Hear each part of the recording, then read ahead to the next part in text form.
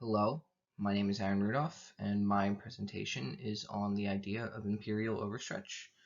I thought this idea was very interesting when we started reading about it in the text, and so I wanted to do my project on it so I could learn more about it. The definition of imperial overstretch, this is not the same definition that's in the text, although it is mentioned directly in Chapter 2, Section 2, The Rise and Fall of Great Powers. Imperial overstretch is a breakdown caused by a hegemon's unavoidable tendency toward growing military and political commitments and its slipping economic capability relative to rising challenger states. This idea was proposed and popularized by Paul Kennedy in the 80s.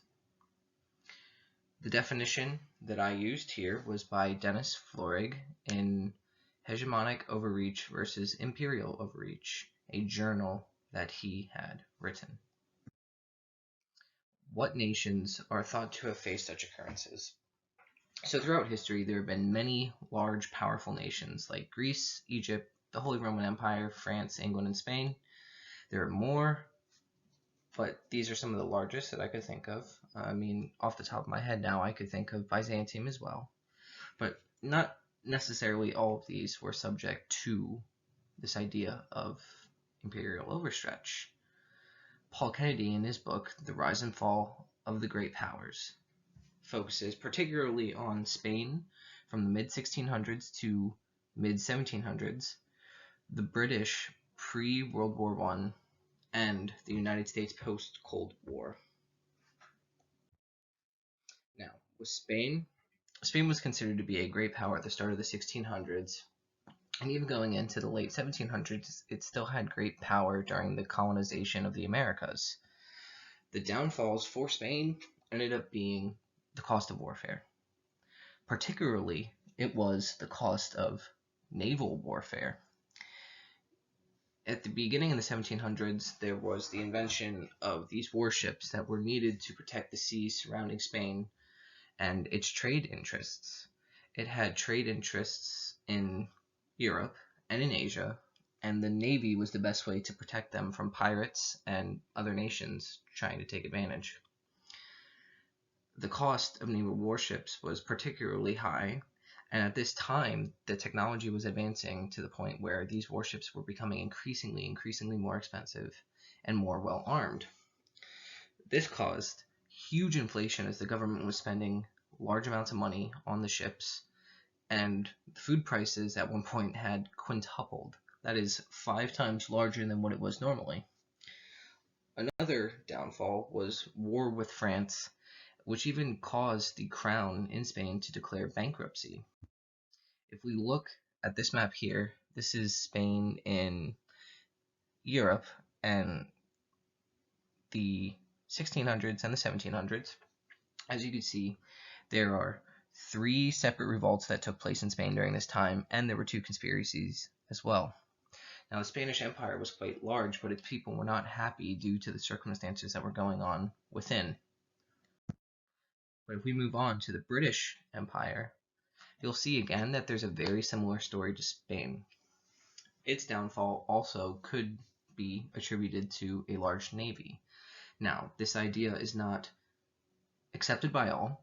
The idea of British collapse because of imperial overstretch is controversial. Not all agree with it, and not all agree the Navy is the cause. But the British Navy at this time consisted of 4 battleships and 28 cruisers and costed £2 million to the British Empire. In 1913, the Navy was responsible for a quarter of all government spending, and there was a 317% increase in warship tonnage from 1880 to 1914. In 1900, the British Empire officially became the largest empire that the world had seen at that time, occupying 12 million square miles, with over 4 million square miles being added within the last 3 decades. Now, while the British Empire was incredibly powerful during this time, its relative power compared to years past was actually decreased. This was actually due because of the spread of industrialization. One such occurrence is the unification of Germany. Since Germany was unified, it was able to overcome Europe in terms of economic production as well as production of goods as well. And the rise of the United States in the Western Hemisphere also resulted in decreased power for the British Empire, because trade interests in the Western Hemisphere, such as the Americas and Canada, could now trade with a growing power in America. This is a map that includes all of the territory that the British Empire occupied during the 1900s at this time, including Canada, parts in Africa, Australia, and India. Now, looking at the United States, at this time, at the end of the Cold War, they were considered to be the hegemon and were currently in the lead financially and economically. The United States is directly compared in Kennedy's book to the 1600s Imperial Spain and the 1900s British Empire due to its vast array of strategical commitments. The United States was considered to have more obligations than ability to fulfill them all while still defending itself simultaneously. In the event that a war would break out and the United States would need to defend itself as well as other countries that it tries to defend, including Iraq, Afghanistan, and South Korea, all while opposing communism in the Middle East and Latin America, it would be impossible to do. The United States has very large military spending, and because of this, has a very large national debt, which has reached the trillions of dollars. Here is a map of worldwide U.S. force deployments as of 1987. Since then, this has surely expanded, and there are even more deployments around the world. But here, you can see the United States spreading itself very thin, trying to protect various countries across the world. And so, many hypothesize that the United States could be inevitably downfalling because of this idea of imperial overstretch, where it spreads itself out so thinly that it cannot possibly defend everything at once and will result in the empire crashing. Now, I wanted to take a creative spin and try and relate this mechanic to some video games. There are some video games which are turn-based strategy games where you take control of an empire and you try and build it from the ground up using various mechanics in these games.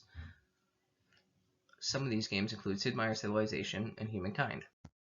In Civilization 5 by Sid Meier's, there's this idea of playing tall versus playing wide. Playing tall is pictured here. There are only 4 cities, but there's focus on internal growth and increased production. And so while there are only 4 cities, they're very high in population and power. Playing wide, on the other hand, is this idea of expanding as wide as possible to occupy as much land and as many resources as possible. Here, there are 8 cities as compared to the previous 4. In this game, there's a happiness system where you need to maintain happiness within the empire or you will suffer these negative effects. The more cities an empire has, the lower the happiness is, or the higher the unhappiness generated. As you can see in the bottom in the red text, there is 9 unhappiness generated by the number of cities. In extreme events, where there is a very high amount of cities, in this case 23.2 unhappiness generated by the number of cities. This large amount of cities has caused the overall happiness for the empire to go negative.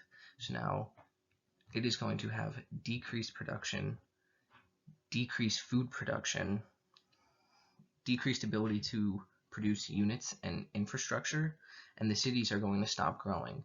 This is detrimental to a civilization and emulates this idea of imperial overstretch. The wider a civilization becomes, the higher the penalties are from within due to happiness generation. Another game, Civilization 6, has a different mechanic, but it has almost the same effect. When founding cities, they will experience pressure from neighboring cities. Now, if you have a very wide empire with little population in each, neighboring cities will exert very high pressure due to their high population. If pressure is too high on a city, it'll start becoming unhappy because it feels threatened from these other cities and may even one day choose to leave your empire and go to the other empire. This encourages the player to play tall rather than spreading out and having too many obligations at once.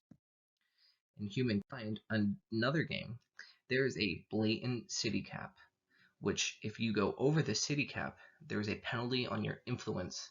Influence is how you advance your technology culturally and scientifically. So it can be directly seen throughout all three of these games that this idea of Imperial Overstretch is present, and the game designers have thought of ways to encourage a player to, instead of spreading themselves thin and having too many obligations and having to protect a very wide empire, to build tall and to focus on domestic issues. And then here are my sources that I used, and thank you.